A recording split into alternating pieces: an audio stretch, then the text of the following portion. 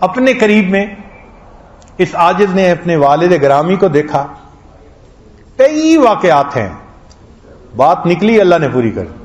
مجھے آج بھی یاد ہے, میں چھوٹا سا تھا, ہمارے محلے میں ایک خاتون تھی, اللہ نے ان کو خوب رزق دیا تھا اور اس کی بیبی کی ولادت متوقع تھی.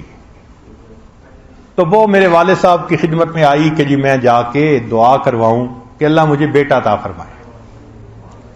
والد صاحب درود شریف پڑھ رہے تھے تو والدہ نے ان کو بٹھا لیا.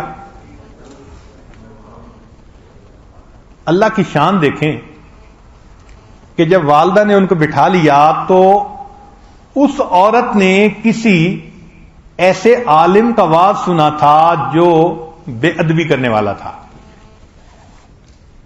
چنانچہ اس نے اسی کے واعظ کی باتیں کرنی شروع کر دی کہ نبی علیہ السلام بشر ہیں. بھائی بات تو حقیقت ہے لیکن ادب تو رکھنا چاہیے نا. یہ تو نہیں کہ بات کرتے ہوئے ادب بھی ہاتھ سے نکل جائے. جب اس نے بہت بے رخی سے اس قسم کی بات کی نا تو والد صاحب کی کان میں یہ الفاظ پڑے تو والدہ کو انہوں نے بلایا, کون ہے جو نبی علیہ السلام کے بارے میں ایسی دریدہ دہنی سے بات کر رہا ہے. انہوں نے بتایا کہ محلے کی فلاں عورت ہے, دعا کروانے آئی ہے کہ اللہ مجھے بیٹا دے. تو والد صاحب نے غصے میں کہا اس کو کہو چلی جائے, جا کے لے لے بیٹا جہاں سے ملتا ہے. چلی جائے اور اس کو کہو جہاں سے اس کو بیٹا ملتا ہے جا کے لے لے. ہماری زندگی میں اس عورت کے 9 یا 10 بچے ہوئے, سب بیٹیاں ہوئیں, اس کو کوئی بیٹا نہ ملا.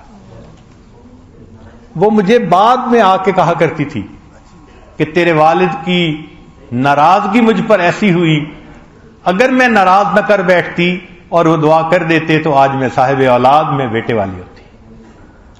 بات نکلتی ہے اللہ پورا کر دیتا.